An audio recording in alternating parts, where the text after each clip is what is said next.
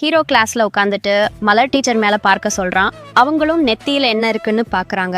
அதுக்கும் மேல சொல்றான். அப்படியே கொஞ்சம் மேல பார்க்க அந்த தூண்ல மலர்னு பேர் எழுதி வச்சிருக்கான்.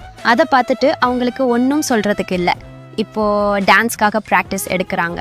ஆனா என்ன பண்றது, மாஸ்டரு எக்ஸசைஸ் பண்றதுக்கு டான்ஸ் சொல்லி கொடுக்குறாரு. இவர் தேர மாட்டாரு, வேற டான்ஸ் மாஸ்டர் தான் பார்க்கணும்னு தேடிட்டு இருக்காங்க.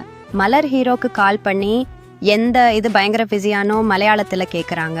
டான்ஸுக்கு ப்ராக்டிஸ் எடுத்துகிட்டு இருக்கேன், டான்ஸ் மாஸ்டர் தான் தேடிட்டு இருக்கோம், வேணும்னா நான் டான்ஸு கொரியோகிராஃபி பண்ணட்டுமா, நீங்கள் டான்ஸரா, இதோ கொஞ்சமாக ஸ்டேட் வரைக்கும் ப்ரைஸ் வாங்கியிருக்கேன். ஹீரோ ஓகே சொல்லிட்டான். மலர் உட்காந்துட்டு டான்ஸ் மியூசிக்கை ரிகால் பண்ணிட்டு இருக்காங்க. ஹீரோக்கும் ஹீரோ ஃப்ரெண்டுக்கும் டான்ஸ் ஆடுவாங்களா இல்லை சாங் மட்டும் கேட்க போகிறாங்களான்னு டவுட்லேயே பார்த்துட்டு இருக்காங்க. நான் மறுபடியும் சாங் கேட்டுக்கிறேன்னு சொல்ல, சரி இவங்க என்னதான் பண்ண போகிறாங்கன்னு பார்த்துட்டு இருக்காங்க. அப்படியே மெதுவாக ஸ்டெப் மட்டும்தான் போட்டாங்க. சரியான குத்து டான்ஸுங்க பார்த்து மிரண்டுட்டாங்க. பசங்க குத்துனா அது இப்படி தான் இருக்கணும். இதே ஸ்டெப் அவங்களுக்கு சொல்லி கொடுக்க அந்த காம்படிஷனில் வின் பண்ணிட்டாங்க. சூப்பராக இருந்துச்சு தெரியுமா, பட்டைய கிளப்பிட்டிங்க, எனக்கே விசில் அடிக்கணும் போல இருந்துச்சு தெரியுமா. ஹீரோ அவனோட லவ்வை மலர்கிட்ட சொல்லவே இல்லை, கசின் கூப்பிடுறான். அவன் கூட கிளம்பிட்டா மறுபடியும் அவளை தேடி போகிறான். அவளுக்கு தலையில அடிபட்டிருக்கும், அதனால சில விஷயங்களை மறந்துட்டா. சொல்லப்போனா ஹீரோ யாருன்னு தெரியல. ஹீரோக்கு அவளை நினைச்சு அழுக வருது. இப்படியே சில வருஷங்கள் போன அப்புறமா மலர் அவனோட கசினை மேரேஜ் பண்ணிக்கிறான்.